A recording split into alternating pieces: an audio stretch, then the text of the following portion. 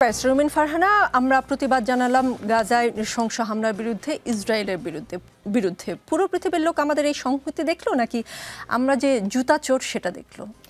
আমি আপনার প্রশ্নে যাবার আগে আমার ভাইয়ের প্রশ্নের কিছু উত্তর দিতে চাই। আমার ভাই অত্যন্ত উল্লসিত, আনন্দিত যে একজন চমৎকার সুদর্শন ব্যক্তি যিনি বিদেশ থেকে বাংলাদেশে এসে অসাধারণ ইংরেজিতে একটি প্রেজেন্টেশন রেখেছেন। খুব সম্ভবত প্রেজেন্টেশনটি বাংলায় রাখলে এতটুকু প্রশংসিত হতো কিনা আমার সন্দেহ আছে, বাট যেহেতু ফরেন ডেলিগেটরা আছে ডেফিনেটলি ইংরেজিতেই তো রাখার কথা। চমৎকার ইংরেজি বলেছেন, কিন্তু তার সেই প্রেজেন্টেশনের মধ্যে আমাদের অবকাঠামোগত দুর্বলতা, কর ব্যবস্থাপনার জটিলতা, ঋণ পেতে সমস্যা, আমলাতান্ত্রিক জটিলতা, জমির দুষ্প্রাপ্যতা, কোনো ওয়ান স্টপ সার্ভিস বাংলাদেশে নাই, গ্যাস বিদ্যুতের সংকট, ঠিকমতো রিটার্ন তুলতে না পারা এবং last but not the least রাজনৈতিক অস্থিরতা এবং দুর্নীতি। এই কোনটা সমস্যার সমাধান এই সরকার কি বলেছিল আমি ঠিক জানি না। প্রেজেন্টেশনে কি এই সমস্যাগুলোকে অ্যাড্রেস করা হয়েছিল? কারণ unless and until you address the at least you মানে আপনি রাজি হন যে এই সমস্যাটি আছে, আপনি বিষয়টি স্বীকার না করেন, ততক্ষণ পর্যন্ত আসলে সমাধানের তো কোনো প্রশ্নই ওঠে না। কিন্তু আমি জানি না যে এই 11টি সমস্যা যেটি আমি বললাম, যে কথাগুলো বছরের পর বছর আলোচনা হয়ে যাচ্ছে, সেই বিষয়গুলোকে অ্যাড্রেস করা হয়েছিল কিনা। এবং খুবই সঠিকভাবে আপনি প্রশ্ন তুলেছেন, যখন এত বড় একটি সম্মেলন হচ্ছে, বিদেশি বিনিয়োগকারীদের এফডিআই করার জন্য আমরা বারবার অনুরোধ করছি, ঠিক তখনই দরজার বাইরে যখন বাটার দোকান লুট হয়, যেটি একটি ইন্টারন্যাশনাল চেইন, কিংবা যখন কেএফসির দোকানে হামলা হয়, তখন আসলে তারা কতটুকু স্বস্তি বোধ করেন? এটা কি ভিক্ষা চাই না মা কুকুর সামলাও অবস্থায় গিয়ে দাঁড়াচ্ছি কিনা, এই প্রশ্ন তো আমি রাখতেই পারি। আমার ভাই দেখলাম খুবই চমৎকারভাবে সরকারকে ডিফেন্ড করছে।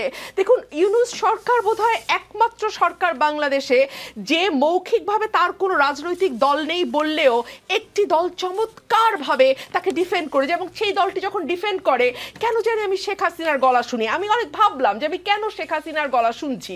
তারপর আমি চিন্তা করলাম, শেখ হাসিনার সময় বট বাহিনী ঠিক যেভাবে, ঠিক যেই ভাষায়, ঠিক যেই বিষয়গুলো নিয়ে আমাকে টকশোর পরে কমেন্টে গিয়ে আক্রমণ করতো, আমার বিয়ে করছি না কেন, টিপ লাগাচ্ছি কেন, আমি বাঙালি শাড়ি পরে আসি কেন, মাথায় কাপড় নাই কেন, আওয়ামী লীগের বট বাহিনী ঠিক যেই ভাষায় আক্রমণ করতো, এই এনসিপি কিংবা তাদের তথাকথিত জেনজির বাহিনী বট দিয়ে ঠিক একই ভাষায় আমাকে আক্রমণ করে।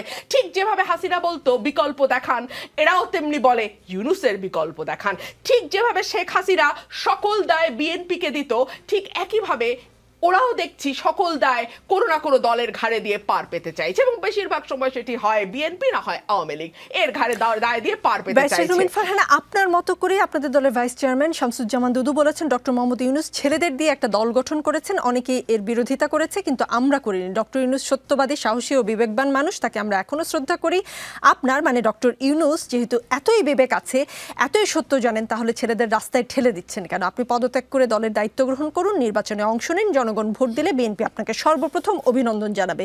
তিনি আরো বলেছেন, বিএনপিকে রাস্তায় নামতে বাধ্য করবেন না, বিএনপি রাস্তায় নামার আগেই নির্বাচন দিন, বিএনপি রাস্তায় নামলে কি হবে, শেখ হাসিনার দিকে তাকান। দুটি প্রশ্ন, ছেলেদের রাস্তায় ঠেলে দিচ্ছেন কেন, এমন বক্তব্য দিয়ে তিনি কি বুঝিয়েছেন? দ্বিতীয়ত, বিএনপি রাস্তায় নামলে এই সরকারের কি হতে পারে যা শেখ হাসিনার ক্ষেত্রে আপনারা করেছিলেন?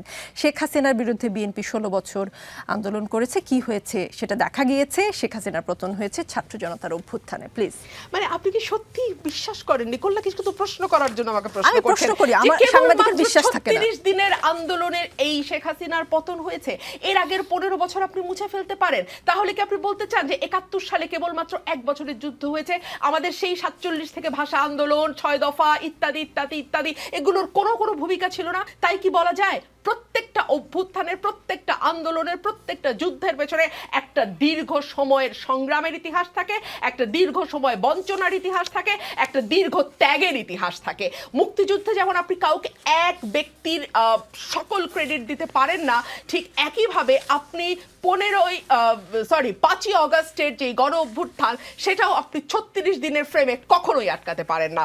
আমি লক্ষ্য করছিলাম ঠিক শেখ হাসিনা নিজেকে অনির্বাচিত বলে ভীষণ আঘাত পেতেন, এবং তিনি বড়ই কষ্ট পেতেন। আমি দেখতে পাচ্ছি আমাদের নতুন সরকারটিও তাই, কিন্তু আমাদের নতুন সরকারের ভিত্তি হচ্ছে সুপ্রিম কোর্টের রেফারেন্স, যেটা আর্টিকেল 106 দ্বারা এসছে।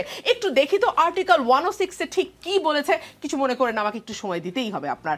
এমত অবস্থায় গণপ্রজাতন্ত্রী বাংলাদেশের সংবিধানে অন্তর্বর্তীকালীন সরকার গঠনের কোনো বিধান না থাকায়, অন্তর্বর্তীকালীন সরকার গঠনের কোনো বিধান না থাকে, যেটা আগে ছিল এখন নেই, উল্লেখিত প্রশ্নের বিষয়ে বাংলাদেশ সংবিধানে 106 অনুচ্ছেদে প্রদত্ত উপদেষ্টামূলক এখতিয়ার প্রয়োগ করে বাংলাদেশ সুপ্রিম কোর্টের আপিল বিভাগ এই মতামত প্রদান করছে যে রাষ্ট্রের সাংবিধানিক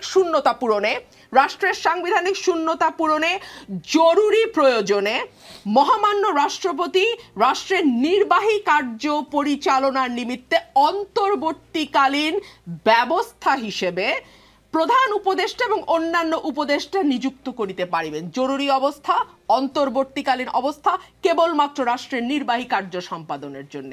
আপনি বলেন তো, এই ফ্রেমওয়ার্কের মধ্যে কি এই সরকারটি আছে? এই সরকারকে কেন জানি না মানে নির্বাচিত বা জনগণের ভালোবাসায় সিক্ত ইত্যাদি ইত্যাদি বলতে ভীষণ পছন্দ করে আমার নতুন ভাইরা। কেন তারা নির্বাচনকে ভয় পায়? এই সরকারটিকে বলুন ক্ষমতা ছেড়ে, তারা তো যেখানে আছে মানুষের ভালোবাসা, তারা আবার নির্বাচনের পরে সেখানে যাবে, it's a matter of a day. কেন সেটি করছে না?